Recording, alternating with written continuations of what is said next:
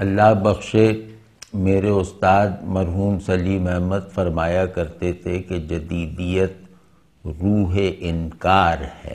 تو ایک بات یاد رکھیے گا کہ پہلے انکار بے وقوفی تھا، اب انکار میں عقل و دانش کی انتہا کر دی گئی ہے۔ اب اس کا سامنا کرنا بہت بڑی عقل، بہت بڑی روح کا کام ہے، جو ہمیں اپنے دین سے اخذ کرنی ہے اور جس کی طرف سے ہم مسلسل بے نیازی اور بے پرواہی کا مظاہرہ کر رہے ہیں، مدرسے میں بھی اور کالج میں بھی۔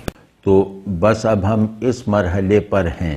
آپ یہ دیکھیں کہ آپ نے ایسا ماڈرن مذہبی ذہن پیدا کر دیا ہے جو مذہبی ایکسپیرینس کے لیے مذہب پر عمل کو ضروری نہیں سمجھتا۔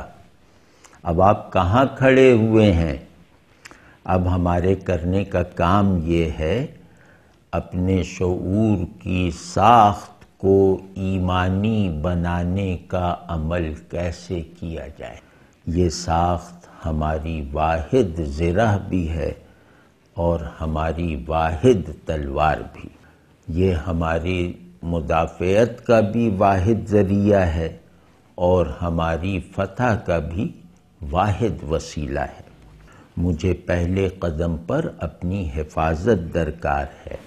اپنی حفاظت سے مراد یہ ہے کہ دین پر قائم رہتے ہوئے اپنی اور اپنے دین کی حفاظت، یعنی پہلے قدم پر مجھے خندق بنانا ہے اور دوسرے قدم پر پھر تلوار نکالنی ہے۔ ہم لوگ خندق بنانے کی سٹیج پر ہیں، اور یہ کوئی اسلامائزیشن آف نالج نہیں ہے کہ خندق بنانے کا عمل کہیں سے چربا کر لیا اور اس پر اسلام کا لیبل لگا دیا۔ ایسا نہیں ہے۔ اسلام شعور ہو یا وجود، دونوں کے تزکیے، تصفیے اور تکمیل اور ترقی اور ارتقاء کا واحد ضامن اور سرچشمہ ہے۔ جس نے اسے نہیں مانا اس نے اسلام کو اس کی حقیقت اور کلیت کے ساتھ نہیں مانا۔ تو اسلام شعور کو اس قابل بناتا ہے کہ یہ علوم ایجاد کر سکتا ہے۔ تو ہمیں اسلامائزیشن آف نالج کی کیا ضرورت؟ تو بہرحال یہ کوئی اسلامائزیشن آف نالج نہیں ہے جو میں کہہ رہا ہوں۔ ابھی جو میں بتا رہا تھا کہ قانونی ذہن کی تحدیدات کیا ہوتی ہیں، یہ منصوبہ وہ نہیں ہے کہ ایک بے لچک کوئی اصول و ضوابط دریافت کر کے ان کو ٹوپی کی طرح ہر سر پہ ٹکانے کی کوشش کی جائے۔ تو اسلامائزیشن آف نالج کا مطلب یہ ہے کہ مالک مکان نے آپ کو پیلے رنگ کا گھر دیا، آپ نے آ کر اس کو نیلا کر دیا۔ اس کے علاوہ یہ کوئی چیز نہیں ہے۔ اسلامائزیشن آف نالج قبضہ گیروں کی نفسیات سے پیدا ہونے والا تصور ہے جس میں خود کچھ نہ کرنا پڑے۔ گلاس بنانے والے کہیں کہ یہ میڈ ان فرانس ہے اور آپ یہ کہیں کہ یہ فرانس کو کسی صورت سے مٹا دو اس میں سے اور اس کو میڈ ان پاکستان کر دو۔ بس یہ ہے اسلامائزیشن آف نالج، اس کے علاوہ اس کی کوئی حیثیت نہیں، اور اس نے بڑی مضحکہ خیز صورت میں ہمیں پہنچا دیا ہے۔ ہمارا مسئلہ یہ ہے کہ انسان کا جو بنیادی بیسک اور پرنسپل شعور ہے اس کی ایمانی ساخت کو کیسے بحال کیا جائے۔ ہمارے اسلاف نے شعور کی ایمانی ساخت کو بحال رکھ کے، بحال کر کے دکھایا ہے۔ ایک سوال یہاں بھی ایک صاحب نے اٹھایا ہے، مطلب وہ فرما رہے ہیں کہ آپ تو تصور انقلاب کو رومانی بتا کے ہمیں اس سے باہر لے آئے، اب ہم کس جگہ اپنے آپ کو کھڑا کریں اور کہاں سے کام شروع کریں؟ اگر تحریک نہیں چلاتے نظام بدلنے کی تو پھر اب کریں کیا؟ مسلمان ہونے کی کچھ ذمہ داری بھی تو ہے نا۔ مسلمان ہونے کی دو ذمہ داریاں، یعنی کہ ذمہ داریوں کی دو نوع ہر شخص پر بیک وقت فرض ہیں، ایک انفرادی ذمہ داری، ایک معاشرتی ذمہ داری، کہ اپنے آپ کو بھی حق پر رکھو، اپنے معاشرے کو بھی حق پر رکھنے کی کوشش کرو۔ فرق صرف اتنا ہے کہ اپنے بارے میں تم سے ناکامی کا عذر نہیں سنا جائے گا، معاشرے کو حق پر قائم رکھنے میں اگر ناکام رہ گئے تو اس میں اللہ عذر سن لے گا، لیکن کوشش وہاں بھی فرض ہے۔ تو دیکھیں، ایک بات میں آپ سے عرض کرنا چاہ رہا ہوں، اس پر تفصیل کروانا ہو تو کروا لیں، ورنہ اتنی بھی کافی ہے، کیونکہ یہ عمل کو پر اکسانے والی بات ہے، اور اسی نیت سے میں کہہ بھی رہا ہوں، اور اس کو زیادہ سے زیادہ نان ٹیکنیکل ہو کر کہوں گا۔ دین کا مقصود ہے ذوق عبادت اور حسن معاشرت، باقی تمام مقاصد ان دو کے تابع ہیں۔ آپ نے ان دو مقاصد کو اپنی تہذیبی اور نفسیاتی قدر بنانے سے روک رکھا ہے۔ ایک بات یہ ہو گئی، یہ عملی بات ہے، یعنی کہ میں اپنے خاندان میں اپنے دین کا نمائندہ بن کر رہوں، میں اپنے پڑوسی پر، بھلے وہ پڑوسی کوئی بھی ہو، یہودی ہو، قادیانی ہو، عیسائی ہو، ہندو ہو، کوئی بھی ہو، اس پڑوسی کو اپنے دین، اس پڑوسی کے ساتھ اپنے دین کی برکتوں اور رحمتوں کا فوارہ اور شاور بن کے رہوں، یہ حسن معاشرت ہو گیا۔ اور میرا جو اصل ٹیسٹ اور ذوق ہو وہ مصلی پر کھڑا رہنے کا ہو، اور میں قیامت کے دن اللہ سے جا کے یہ کہہ سکوں اپنے آپ کو بخشوانے کے لیے، یہ میرا بہت بڑا وسیلہ ہو کہ یا اللہ، آپ تو میرے دل کو جانتے ہیں، میں تو مصلی سے ہٹنا ہی نہیں چاہتا تھا، میں تو قرآن پر سے آنکھ ہٹانا ہی نہیں چاہتا تھا، لیکن آپ ہی کے حکم پر مصلی اور تلاوت چھوڑی ہے، مجھے اس ایثار اور اس قربانی کے وسیلے سے معاف فرما دیجیے۔ آپ سمجھ رہے ہیں نا؟ تو وہ تو میں آپ ہی کے احکام پر مصلی چھوڑتا تھا نا، تلاوت چھوڑتا تھا، جیسے ہی موقع ملتا تھا میں دوبارہ مصلی کی طرف، آپ کی کتاب کی طرف دوڑا آتا تھا۔ تو یہ میرا دل دیکھ لیں، میں اپنے دل کا سچ جھوٹ نہیں پرکھ سکتا، آپ تو ظاہر ہے کہ آپ دیکھ لیجئے کہ میں یہ کہنے میں سچا ہوں یا نہیں۔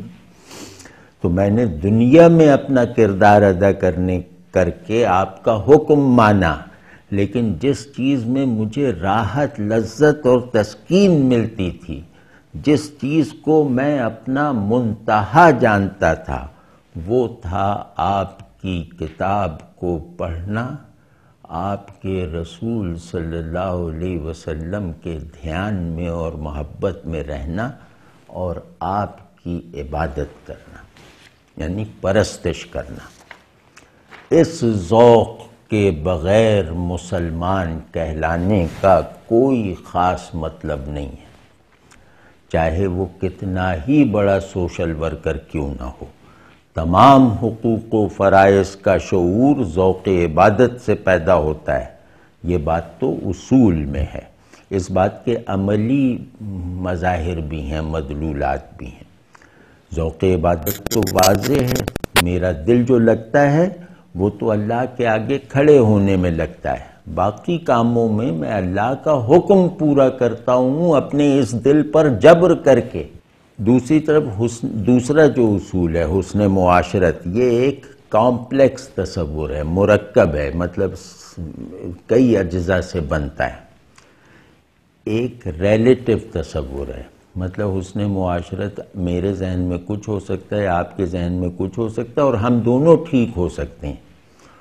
ہمارے دین میں حسن معاشرت کی اساس دو چیزوں پر ہے، یہ بہت پریکٹیکل ہو کر آپ سے عرض کر رہا ہوں، اور یہ ایسا ہے کہ جس پر میں چاہوں تو ابھی سے عمل بھی شروع کر سکتا ہوں۔ ہمارے یہاں حسن معاشرت کی دو بنیادیں ہیں، اور اگر یہ پیدا ہو جائیں تو حسن معاشرت خود بخود پیدا ہو جائے گا۔ وہ ہیں انکسار اور ایثار۔ انکسار ہیوملٹی، ایثار سیکریفائس۔ آپ منکسر المزاج ہوں، ہمبل ہوں، اور جس ایک چیز پر ہم دونوں کا دعویٰ ہو اور آپ کا دعویٰ بالکل صحیح ہو، آپ اس سے دستبردار ہو جائیں میرے حق میں، یہ ایثار ہے۔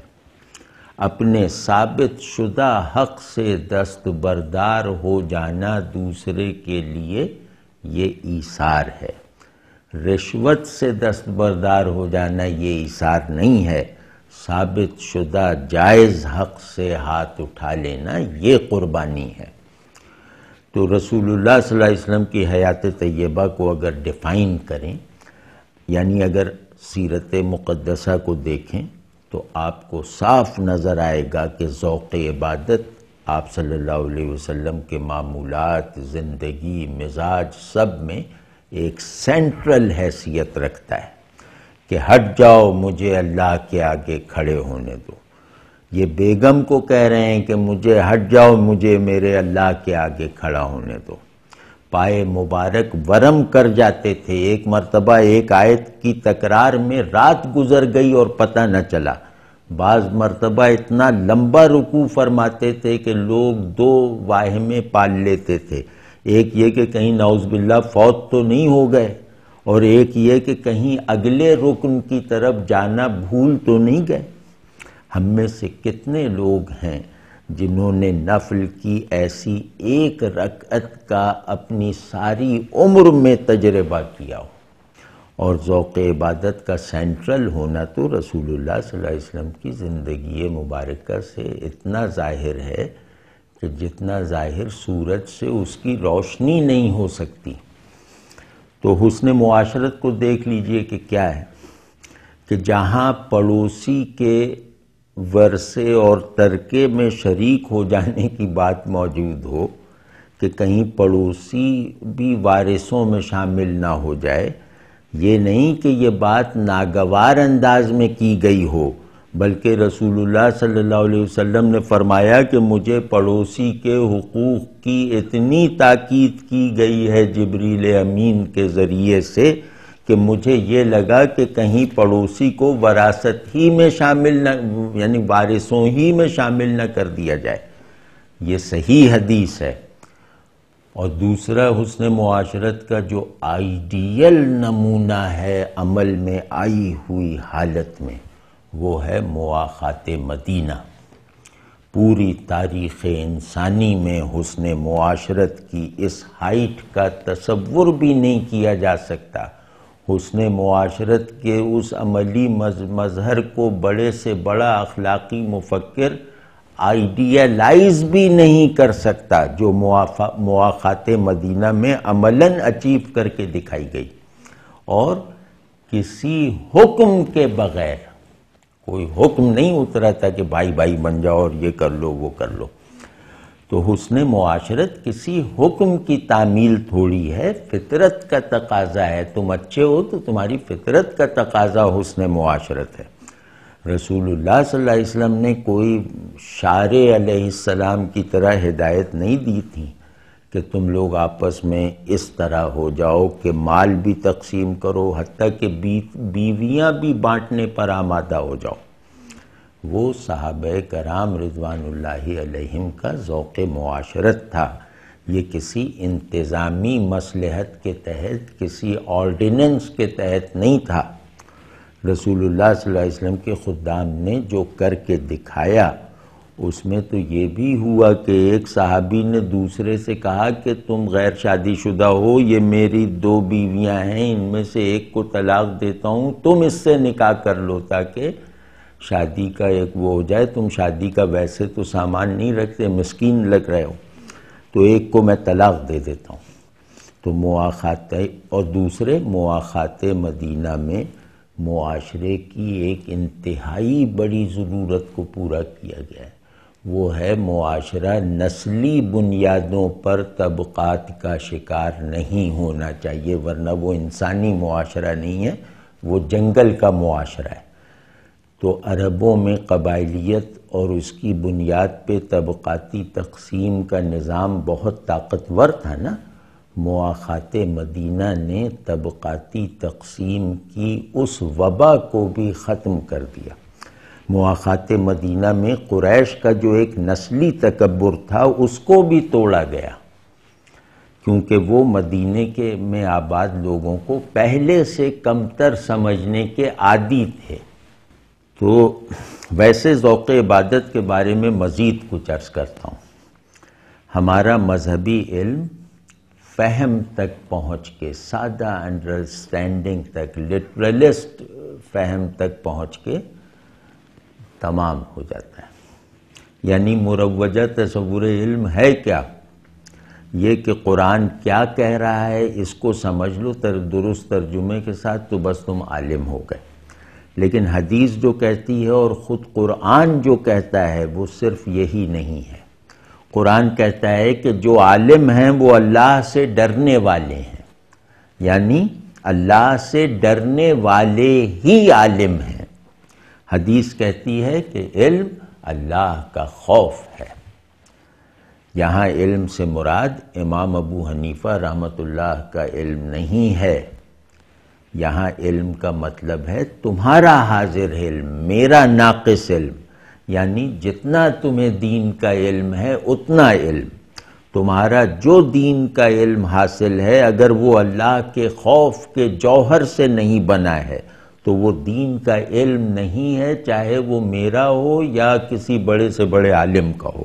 یعنی جزوی یا کلی یا وسیع علم ہونا اس میں زیر بحث نہیں ہے۔ دین کے نام پر ہم جو کچھ جانتے ہیں اس کا جو پورا اسٹرکچر ہے وہ کوگنیٹو نہیں ہے، وہ پیشن اور فیلنگ سے مناسبت رکھتا ہے۔ ایک تو یہ بات سمجھیں، اس کا میں طریقہ آپ کو بتا رہا ہوں جو ذوق عبادت کے بغیر حاصل نہیں ہو سکتا۔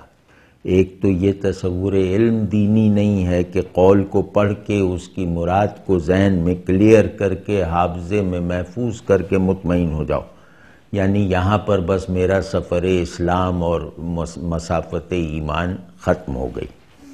اسلام کہتا ہے کہ یہاں اس علم کی ایک ابتدائی شرط پوری ہوئی ہے، لیکن اس علم کی تکمیل تو ابھی باقی ہے۔ اس تکمیل کے لیے جو حرکت درکار ہے وہ تو اب شروع ہونی ہے۔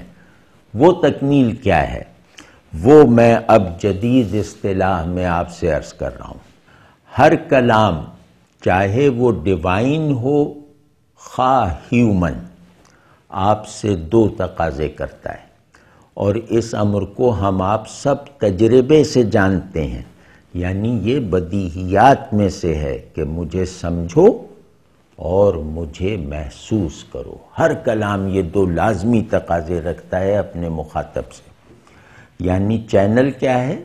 متکلم نے کلام کہا، آپ نے سنا، اس کی مراد کو انڈرسٹینڈ کیا اور اپنے آپ کو اس کی مراد پر ڈھالا، اگر وہ ڈیوائن کلام ہے۔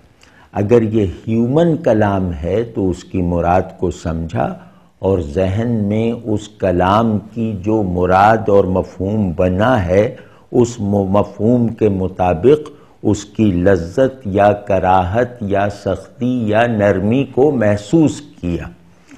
سامع کا کردار اس وقت تک مکمل نہیں ہوگا جب تک وہ فہم کو تاثر نہ بنا لے، احساس نہ بنا لے۔ قرآن کو پڑھنا سامع کی اس پوزیشن پر آئے بغیر جو نیچرل ہے، جبری نہیں ہے، اس پوزیشن پر آئے بغیر کوئی بہت بامانی ایکٹیویٹی نہیں ہے۔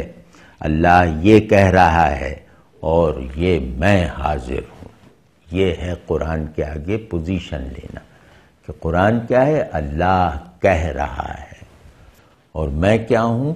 میں سامع کے طور پر، بندے کے طور پر حاضر ہوں، اسے اپنے پورے شعور کے لیے بھی بائنڈنگ بنانے کے لیے اور اسے اپنے وجود پر بھی حاکم بنانے کے لیے۔ تو جنت کو میں جانتا ہوں اور جنت کی کشش کو میں دل میں محسوس بھی کرتا ہوں، دوزخ کو میں نے جان لیا اور دوزخ کے خوف سے میری نیند اڑ جاتی ہے۔ اس کے بغیر آپ اس کلام کا مخاطب بننے کی شرط پوری نہیں کرتے جو آپ کو جنت اور دوزخ کی سمجھ عطا فرما رہا ہے، اور یہ شرط آپ عبادت کا ذوق پروان چڑھائے بغیر پوری نہیں کر سکتے۔ اگر آپ کے نگر دادا کا جو 600 سال پہلے کہیں ہوں ایک خط کہیں کسی قصبے کسی آثار قدیمہ سے دریافت ہو جائے اور آپ تک پہنچ جائے بائی چانس، اور آپ وہ زبان سمجھتے ہوں، تو آپ کا کیا خیال ہے کہ اس میں انہوں نے اگر سبزیوں کی جو فہرست لکھی ہے وہ پڑھ کے کہ یہاں یہ سبزی پیدا ہوتی ہے اور آج اس کی یہ قیمت ہے، اس کا مطالعہ بھی کیا آپ کو صرف سبزی اور اس کی قیمت کے فہم تک علم تک محدود رکھے گا، یا یہ کہ آپ ایک سرشاری کے عالم میں اسے پڑھیں گے کہ میرے جد امجد کا یہ خط مجھے مل گیا؟ ارے تم اللہ کا کلام پڑھ رہے ہو اور یہ رسول اللہ صلی اللہ علیہ وسلم کی جگہ ہے، اب تمہارے گھر میں یہ رسول اللہ صلی اللہ علیہ وسلم گویا تشریف رکھتے ہیں قرآن کی شکل میں، تو تم اس کتاب کو اس طرح پڑھتے ہو۔ وہ کتاب اگر اللہ کی پریزنس کو تمہارے سامنے کنکریٹ نہیں کرتی تو تم نے تو اس کتاب کو کھولا ہی نہیں۔ کلام متکلم کی پریزنس کا نام ہے، کلام کا آخری مطلب متکلم ہوتا ہے، تو کلام میں سارا مادہ معنویت لفظوں سے نہیں بلکہ متکلم سے بنتا ہے، یہ یاد رکھنا، چاہے وہ انسان کا ہو چاہے اللہ کا کلام ہو۔ تو تمہارے لیے اللہ کا کلام اس کی ریئل پریزنس ہے یا نہیں؟ اور اگر اس کی ریئل پریزنس کا تمہیں ایکسپیرینس ہو گیا ہے تو اس کی ریئل پریزنس صرف ذہن سے سمجھنے کا تاثر پیدا کرے گی یا تمہارے وجود میں لرزہ پیدا کر دے گی؟ کیا کرے گی؟ یعنی شیر کا لفظ تو ذہن میں رہ جائے گا، لیکن شیر اگر آ جائے تو کیا آپ اس کو صرف لفظ کے طور پر لیں گے؟ اگر شیر سامنے آ گیا تو اس کی مشق کریں، قرآن کا مخاطب بننے کی صلاحیت پیدا کریں۔ اس صلاحیت کو پیدا کرنے کا، اس میں روحانی گہرائی حاصل کرنے کا سب سے یقینی طریقہ یہ ہے کہ نماز اور ذکر وغیرہ کے ساتھ مناسبت، رغبت اور کشش پیدا کریں۔ کتنے لوگ ہیں جن کو سلام پھیرنے کے بعد یہ قلق ہوتا ہے کہ نماز جلدی ختم ہو گئی؟ کتنے لوگ ہیں جو سجدے سے اس وقت سر اٹھاتے ہیں جب انہیں تسکین ہو جائے کہ اللہ کے فضل سے ایک سجدہ کر لیا ہے؟ کوئی ایسا جو ایک رکن سے مطمئن ہو کر دوسرے رکن کی طرف منتقل ہو؟ نہیں، اب نہیں ہے، تو مجھے معلوم نہیں۔ اور ادھر دیکھے کہ سیدنا علی رضی اللہ تعالیٰ عنہ وضو کرنے جاتے تھے تو پیلے پڑ جاتے تھے۔ ماشاءاللہ بہت صحت مند آدمی تھے، اتنے صحت مند تھے کہ چہرے سے خون چھلکتا ہوا نظر آتا تھا۔ ایسے سرخ فام ہستی کا چہرہ اگر پیلا پڑ جائے تو یہ تو سب کو اپنی طرف متوجہ کر لے گا نا یہ واقعہ۔ تو کسی نے پوچھا کہ جناب یہ آپ کو کیا ہو جاتا ہے، آپ وضو کے وقت پیلے کیوں پڑ جاتے ہیں؟ کہنے لگے بے وقوف، تجھے یہ معلوم ہے کہ میں کس کی جناب میں کھڑا ہونے جا رہا ہوں؟ ہماری اتنی زندگیوں میں ایک لمحہ بھی ایسا نہیں آیا۔ چلو صحابہ کرام کا تو وہ وے آف لائف تھا رسول اللہ صلی اللہ علیہ وسلم کے، ہر صحابی رسول اللہ صلی اللہ علیہ وسلم کا ایک معجزہ ہے، اور ان کی تو ساری زندگی ہی گویا ایسی تھی۔ ہمیں تو ایک منٹ اس کی توفیق نہیں ملی جس میں انہوں نے اپنی عمریں گزار دیں۔ تو ذوق عبادت کے بہرحال دو فائدے ہوں گے۔ ایک فائدہ وہ ہے کہ قرآن مجید کا مخاطب بننے کی حقیقی صلاحیت حاصل ہو جائے گی، اور دوسرا یہ ہے کہ ایک فراموش شدہ واجب میسر آ جائے گا، احسان، یعنی احسان وہ واجب اور فریضہ عبادت ہے جو اب عملاً نمازیوں نے فراموش کر رکھا ہے، یعنی اللہ کی طرف یکسوئی۔ تو تم انشاءاللہ اس فراموش شدہ فریضے کو دوبارہ ادا کر کے رسول اللہ صلی اللہ علیہ وسلم کے وارث بننے کی طرف چل پڑو گے۔ تو ہماری بناوٹ ایسی ہے کہ ہم جس چیز کو قابل قدر سمجھتے ہیں، وقیع سمجھتے ہیں، وہ چیز ہمارے احساسات کی بنیاد بھی بنتی ہے۔ مطلب مجھے رولز رائس ایسے ہی تھوڑی پسند ہے، میں ایک ایکڈیمک وے میں تھوڑی یہ کہتا ہوں کہ رولز رائس بڑی عمدہ گاڑی ہے، بلکہ میں اس کے لیے ایک کشش رکھتا ہوں، طمع رکھتا ہوں۔ میں جس چیز کو بھی اہمیت دوں گا، اس اہمیت کا ثبوت اس چیز کے فہم میں نہیں ہے، میرے احساس میں ہے، اس چیز کی طرف پیدا ہونے والی کشش میں ہے۔ تو یہ کیسے ہو سکتا ہے کہ میں نماز کو اہمیت دوں اور وہ میرے احساسات میں ٹرانسلیٹ نہ ہو اور میرے احساسات کی بنیاد نہ بنے؟ یہی معاملہ کسی بھی دوسری چیز کے ساتھ ہے۔ دین مجھ سے ہر چیز میں یہ چاہتا ہے کہ اللہ ہی میرے احساسات کا بھی مرکز ہو۔ اس بات کو میں ایک اور طرح سے بھی فارمولیٹ کر دوں تاکہ بات پوری ہو جائے۔ انسانی شعور کی ساخت ایسی ہے، بناوٹ ایسی ہے کہ آدمی ہر چیز کو 3 کھڑکیوں سے دیکھتا ہے۔ ایک یہ کہ کیا یہ صحیح ہے یا غلط ہے، اس کا فیصلہ کرتا ہے۔ دوسرے یہ کہ مفید ہے یا مضر ہے۔ تیسرے یہ کہ خوشگوار ہے یا ناگوار ہے۔ انسان ان 3 چیزوں کا مجموعہ ہے، ذہن، ارادہ اور طبیعت۔ ذہن ہر چیز پر پہلے یہ سوال کرتا ہے کہ یہ صحیح ہے یا غلط۔ ارادہ یہ پوچھتا ہے کہ یہ مفید ہے یا مضر۔ طبیعت یہ سوال اٹھاتی ہے کہ یہ خوشگوار ہے یا ناخوشگوار، یہ مجھے اچھی لگے گی یا بری لگے گی۔ یہ کیسے ہو سکتا ہے کہ ذہن جسے صحیح کہے، ارادہ اسے مفید نہ کہے اور طبیعت کو وہ خوشگوار نہ ہو؟ یہ کیسے ہو سکتا ہے؟ اب اگر ہم یہ ٹھان لیں کہ ہمیں اس دولختی کو جو نفاق ہی کی ایک قسم ہے ختم کرنا ہے، اس کو ختم کیے بغیر نہ فرد مسلم کا کوئی سروائیول ممکن ہے، نہ امت مسلم کا کوئی سروائیول ممکن ہے۔